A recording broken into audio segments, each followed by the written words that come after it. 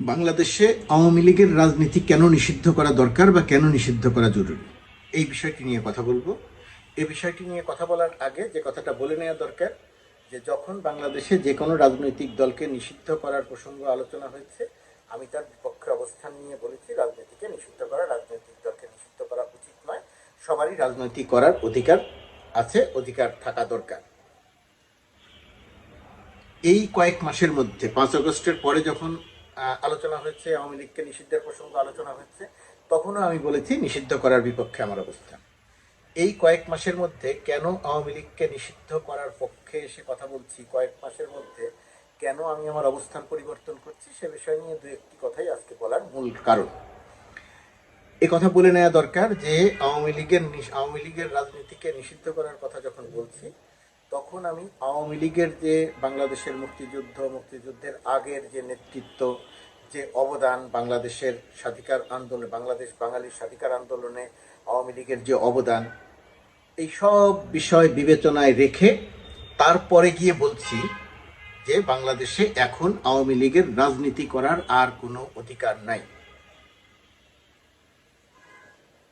এর কারণ নম্বর 1, 2014 সালের পরে বা 2014 সাল থেকে আওয়ামী লীগ বাংলাদেশে কোনো রাজনীতি করে নাই। সেই সময় থেকে আওয়ামী লীগ পর্যায়ক্রমে 2009 সালের নির্বাচনের 1-2 বছর পর থেকেই শুরু হয়েছে। আমি 14 সালটাকে ধরছি, আগের কয়েক বছর একটু বেনিফিট অফ ডাউট দিচ্ছি, যে আওয়ামী লীগ সেই সময় থেকে একটা ক্রিমিনাল গ্যাংয়ে পরিণত হয়েছে।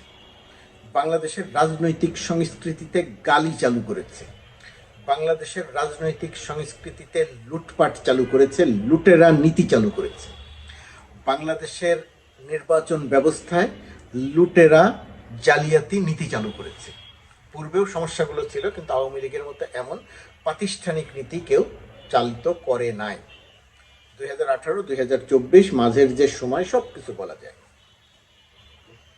গুম খুন, এই যে 2000 মানুষ, 1 থেকে 2000 মানুষ হত্যা করলো, এগুলো তো গণহত্যা, মানবতা বিরোধী অপরাধ, তাদের বিচার হচ্ছে। এই মানবতা বিরোধী অপরাধ, গুমের মতো অপরাধ, ব্যাংক লুটের অপরাধ, এই সব কিছু বিবেচনায় নিয়েও আমি বলেছিলাম যে রাজনীতি নিষিদ্ধ করা উচিত নয়। তাহলে এখন কেন নিষিদ্ধের কথা বলছি? এখন নিষিদ্ধের কথা বলছি এই কারণে যে আওয়ামী লীগ যত অপকর্ম করেছে, ব্যাংক লুট, জালিয়াতি, মানবতা বিরোধী অপরাধ, গণহত্যা, মানুষ গুম, এই যে যত অপরাধ করেছে, এই অপরাধের বিচার চেয়েছিলাম।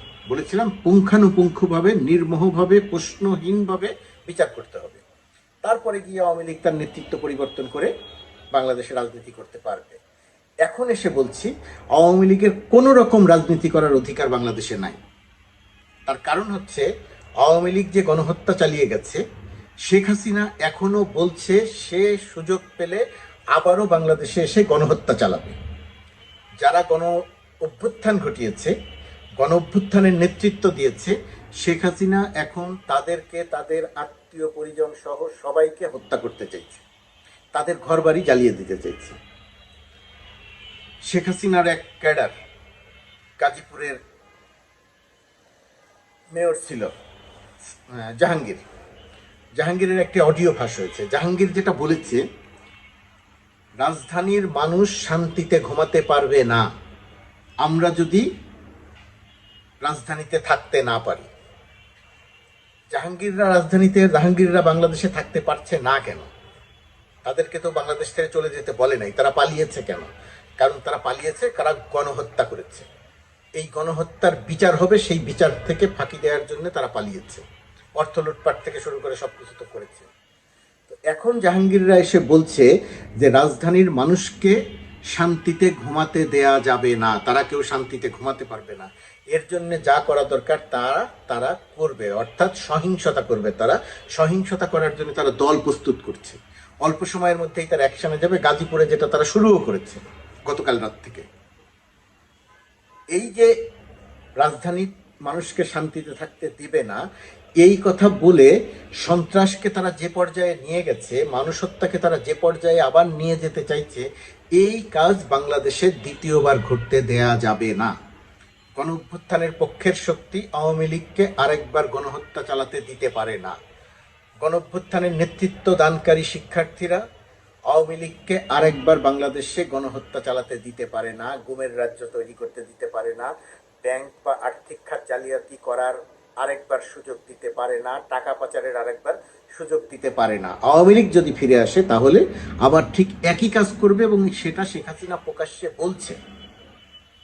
যেহেতু শেখ হাসিনা প্রকাশ্যে বলছে, যেহেতু শেখ হাসিনার ক্যাডার জাহাঙ্গীর প্রকাশ্যে বলছে, আরো অনেকে বলছে, এবং তারা ইতিমধ্যেই তারা সেই শক্তি অর্জন করেছে বলে মনে করা হচ্ছে যে তারা যে কোনো সময় বাংলাদেশে আবার একটা অরাজক পরিস্থিতি তৈরি করে বাংলাদেশে আসবে, এবং ক্ষমতায় যারা আছে তাদেরকে ক্ষমতাচ্যুত করে, গণ অভ্যুত্থানের নেতৃত্ব দানকারী শিক্ষার্থীদের ক্ষমতাচ্যুত করে তাদের ফাঁসি দিবে, তাদের মারবে, হত্যা করবে, ইত্যাদি ইত্যাদি। এই যখন আওয়ামী লীগের নীতি, তখন অবশ্যই আওয়ামী লীগের আর রাজনীতি করার অধিকার নাই।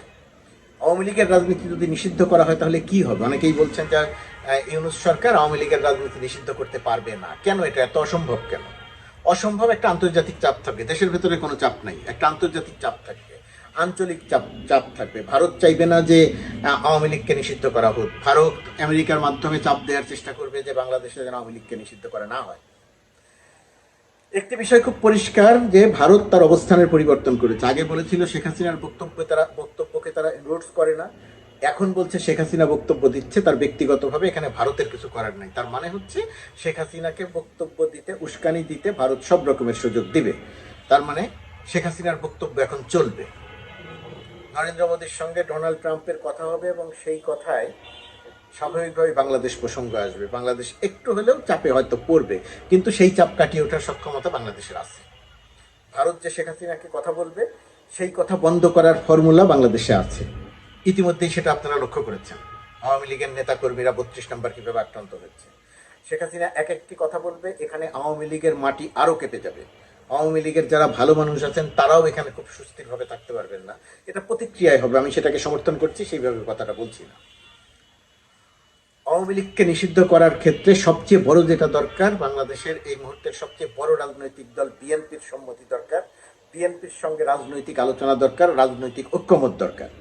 বিএনপি যদি সম্মতি দেয় তাহলে অবশ্যই আওয়ামী লীগকে নিষিদ্ধ করা যাবে। ভারত বা মার্কিন যুক্তরাষ্ট্রের মাধ্যমে এখানে কোনো প্রভাব কাজে লাগবে না। প্রভাব হয়তো খাটানো যাবে, কোনো প্রভাব কাজে লাগবে না। সেটা যদি কাজে না লাগে, এবং ডক্টর ইউনূস যতদিন আছেন ততদিন কোনো আন্তর্জাতিক চাপ বাংলাদেশের উপরে ওই মাত্রার প্রভাব তৈরি করবে না যেটা দিয়ে বাংলাদেশ বিপদে পড়তে পারে। ডক্টর ইউনূস চলে যাবেন, নির্বাচন দিয়ে নির্বাচিত সরকারের কাছে ক্ষমতা দিয়ে যাবেন, নির্বাচিত সরকার নির্বিঘ্নে দেশ পরিচালনা করবে। অর্থনীতিতে কিছু চাপ থাকবে, কিছু নয়, ভালো চাপ থাকবে, কারণ শেখ হাসিনা যেহেতু লুটপাট করে অর্থ নিয়ে গেছে। অর্থাৎ যে ঘটনাগুলো বাংলাদেশে ঘটবে, আঞ্চলিকভাবে ঘটবে, আন্তর্জাতিকভাবে ঘটবে, সেটা সামাল দেওয়ার ক্ষমতা বাংলাদেশের আছে। আওয়ামী লীগকে নিষিদ্ধ করার জন্য এখন দরকার রাজনৈতিক ঐক্যমত্য, বিএনপির সম্মতি, অন্যান্য ছোট দলগুলোর সম্মতি। অন্যান্য ছোট দলগুলো একটা দুইটা ছাড়া, কমিউনিস্ট বা সিপিবি কি করবে আমি জানি না, এছাড়া অন্যান্য যে দল আছে তারা অবশ্যই সম্মতি দিবে আওয়ামী লীগকে নিষিদ্ধ করার। এবং ডক্টর ইউনূস সরকারের উচিত আওয়ামী লীগের এই দূষিত রাজনীতি, হত্যার রাজনীতি, গণহত্যার রাজনীতি, লুটপাটের রাজনীতি, জালিয়াতির রাজনীতি, টাকা পাচারের রাজনীতি বাংলাদেশে চিরতরে বন্ধ করে দিয়ে যাওয়া। শিক্ষার্থীদের এই ব্যাপারে জোরালো ভূমিকা থাকা দরকার, বৈষম্য বিরোধী ছাত্র আন্দোলনের জোরালো ভূমিকা থাকা দরকার, গণমাধ্যমের জোরালো ভূমিকা থাকা দরকার। আর এখনো যারা উকি ঝুঁকি মারছেন, যারা আওয়ামী লীগকে প্রতিষ্ঠিত করার চিন্তা করছেন, গণ অভ্যুত্থানের শক্তির পরিচয় দেওয়া দরকার। একটা গণহত্যাকারীদের যারা পুনর্বাসন করতে চাইবে তাদের বিরুদ্ধে অভ্যুত্থানের যে শক্তি, ছাত্র নেতৃত্বের যে শক্তি, সেই শক্তিকে শক্তভাবে দাঁড়াতে হবে। এখানে কোনো সুশীলীয় আলোচনা চলবে না, এবং সেটা যদি রাখা যায় তাহলে অবশ্যই বাংলাদেশের রাজনীতি থেকে আওয়ামী লীগকে নিষিদ্ধ করা যায়।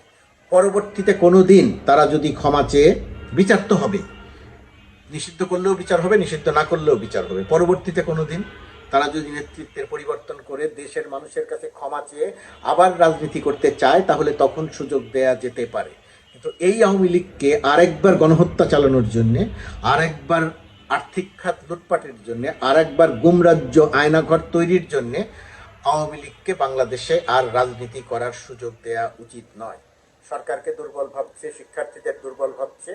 কেউ দুর্বল নয়, দুর্বল আওয়ামী লীগ। সেই দুর্বলতার সুযোগ নিয়ে আওয়ামী লীগকে চিরতরে বাংলাদেশের রাজনীতির থেকে দূরে রাখতে হবে। তার জন্য আওয়ামী লীগকে অবশ্যই নিষিদ্ধ করা উচিত। আমি এত জোরালোভাবে কথাটা বললাম, শেখ হাসিনা, জাহাঙ্গীর সহ আওয়ামী লীগের যে ষড়যন্ত্র, সেই ষড়যন্ত্রের পরিপ্রেক্ষিতে তারা যেহেতু সুযোগ পেলেই গণহত্যা করবে, সুযোগ পেলেই অভ্যুত্থানের নেতৃত্বের ফাঁসি দিবে, সেই সুযোগ আওয়ামী লীগের দেয়া উচিত নয়, কোনোভাবেই দেয়া যাবে না।